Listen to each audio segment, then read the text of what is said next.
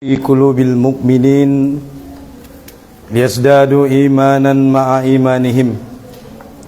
أشهد أن لا إله إلا الله وحده لا شريك له وأشهد أن سيدنا محمدا عبده ورسوله.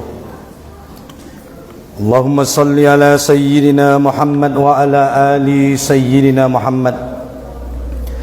وقال تعالى: يا أيها الذين آمنوا اتقوا الله حق تقاته ولا تموتن إلا وأنتم مسلمون.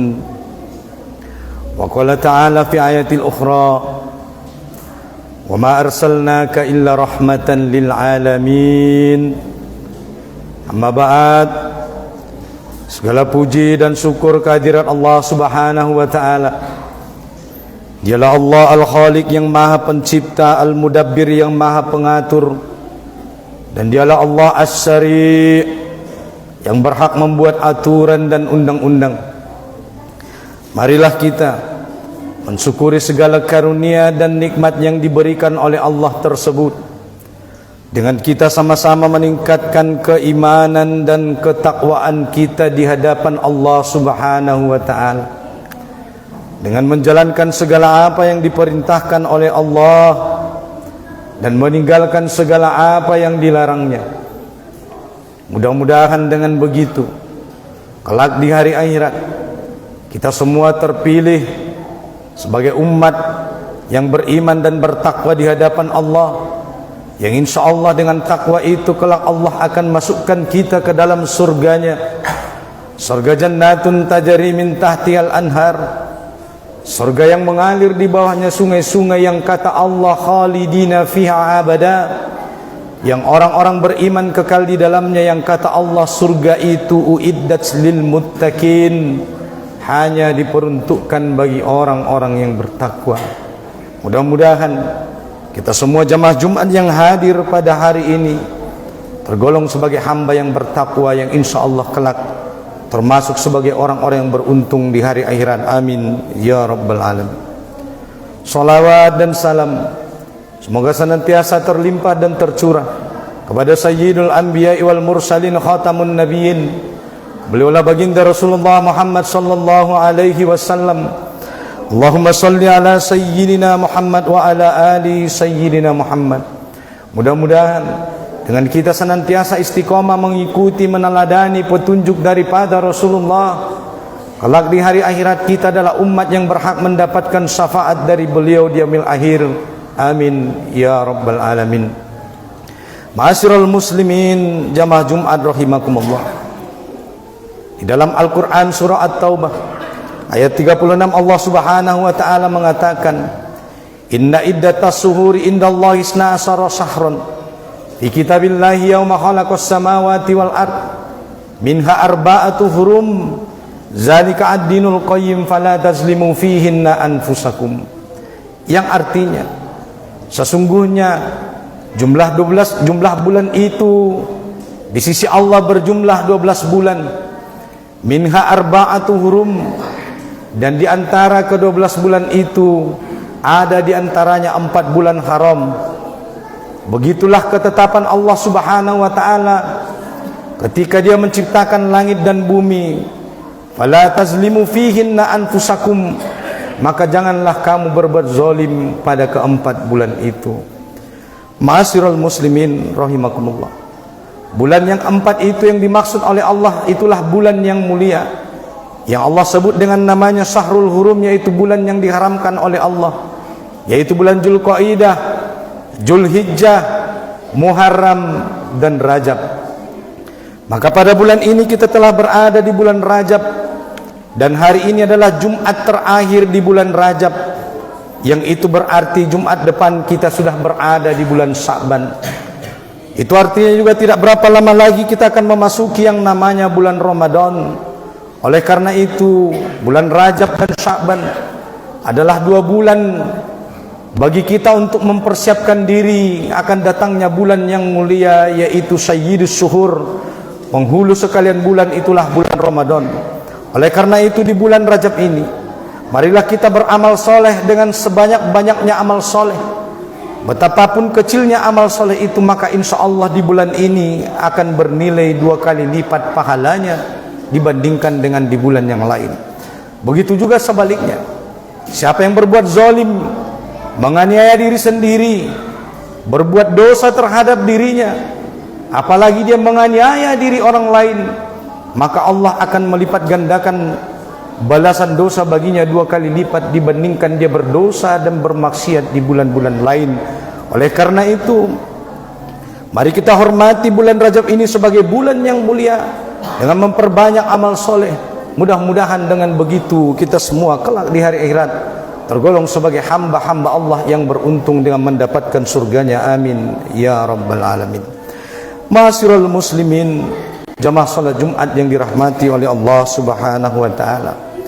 Kalau kita berbicara tentang bulan Rajab, maka di bulan Rajab ada pelajaran yang berharga yang harus dijadikan inspirasi bagi kaum muslimin. Di antaranya peristiwa yang terjadi pada bulan Rajab, yaitu peristiwa yang kita kenal selama kita belajar Islam, yaitu terjadinya mukjizat daripada Nabi Muhammad sallallahu alaihi wasallam, yaitu berupa peristiwa Isra Mi'raj yang terjadi pada bulan Rajab.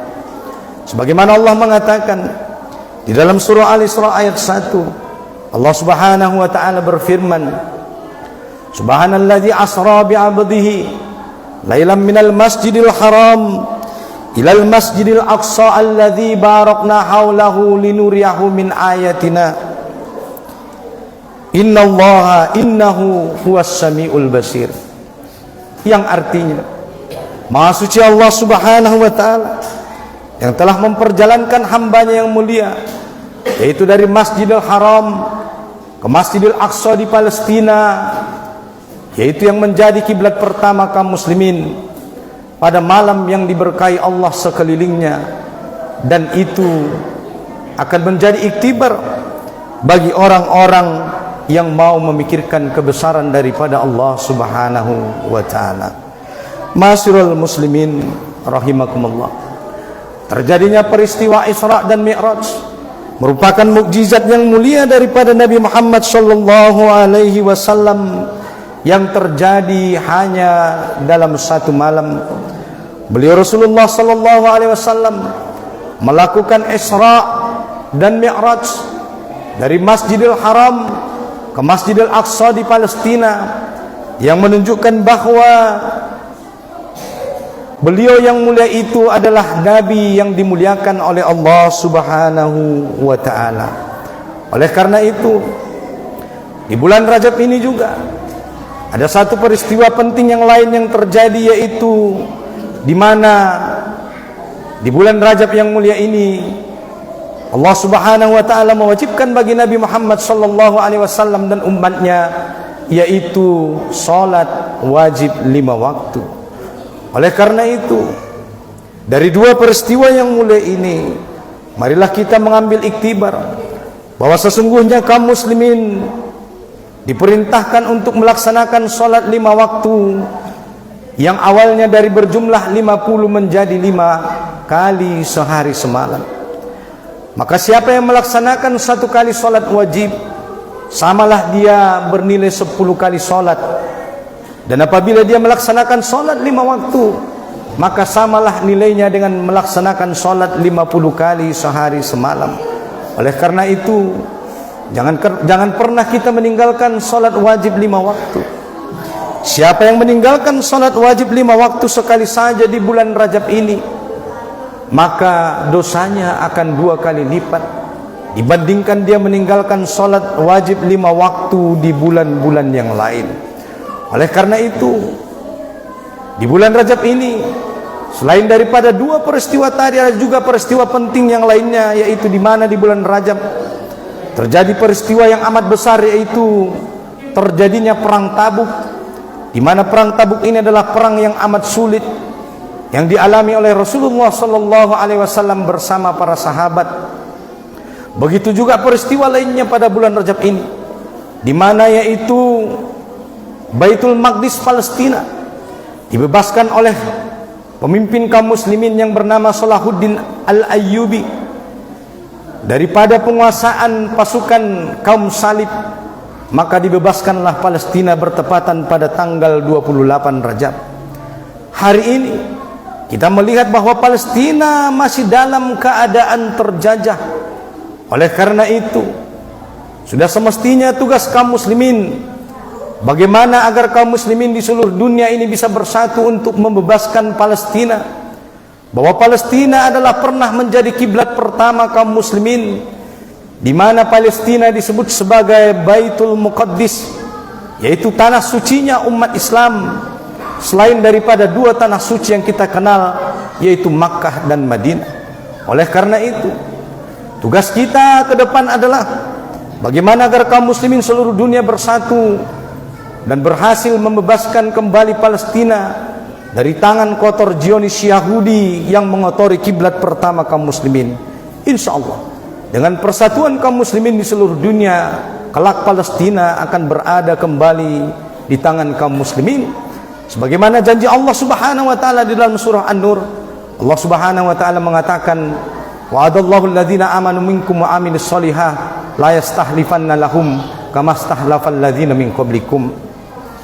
Bahwa Allah Subhanahu wa taala berjanji bahwa kalau kita beriman dan bertakwa, insya Allah kelak kaum muslimin akan kembali memimpin dunia sebagaimana kaum muslimin pernah memimpin dunia ini dengan kejayaan Islam di bawah naungan syariat Islam dan dipimpin oleh seorang yang namanya khalifah, dan kepemimpinan negaranya bernama khilafah.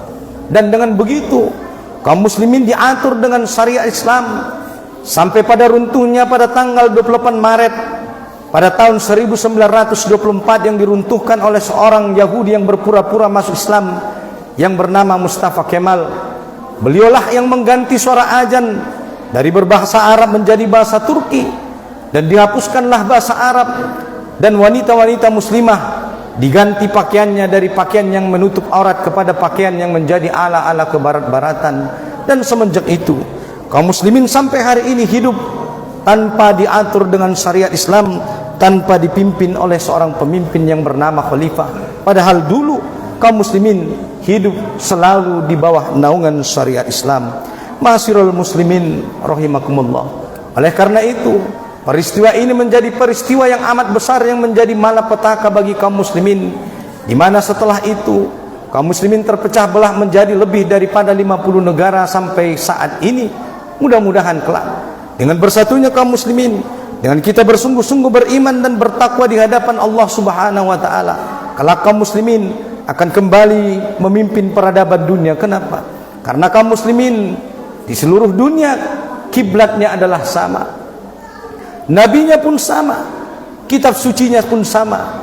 Tinggal satu yang belum sama, yaitu bagaimana agar satu pemimpin bagi seluruh kaum muslimin di dunia, sebagaimana dulu para khalifah pernah memimpin dunia Islam dan menaungi seluruh dunia dengan aturan Allah Subhanahu wa taala. Ma'asyiral muslimin rahimakumullah. Oleh karena itu, lebih penting kita mengutamakan persatuan daripada perbedaan. Maka jagalah persatuan kaum muslimin. Dengan itu insya Allah umat Islam ini akan kembali menjadi umat yang terbaik. Sebagaimana Allah mengatakan, kuntum khairu ummatin ukhrijat linnas ta'muruna bil ma'ruf wa tanhauna 'anil munkar. Kalian ini adalah umat terbaik yang pernah ada untuk manusia, yang mencegah daripada keburukan dan menyuruh daripada kebaikan. Dan dengan begitu, dengan kita melakukan dua tugas ini, yaitu amar ma'ruf nahi munkar, maka kaum muslimin ini akan kembali bangkit dengan kejayaannya insya Allah. Dengan kita memohon kepada Allah, mudah-mudahan seluruh hati kaum muslimin dimanapun berada dipersatukan kembali oleh Allah Subhanahu wa ta'ala, sehingga kelak kembali Islam ini menjadi Islam yang rahmatan lil alamin. Mudah-mudahan penyampaian daripada khatib yang singkat ini dapat bermanfaat bagi kita semua. Barakallah li wa lakum fil Qur'anil azim, wa nafa'ani wa iyyakum bima fihi minal ayati wa dzikril hakim, wa taqabbalallahu minna wa minkum tilawatahu innahu was-samiul alim. Aqulu qouli hadza wa astaghfirullahal azim innahu huwal ghafurur rahim.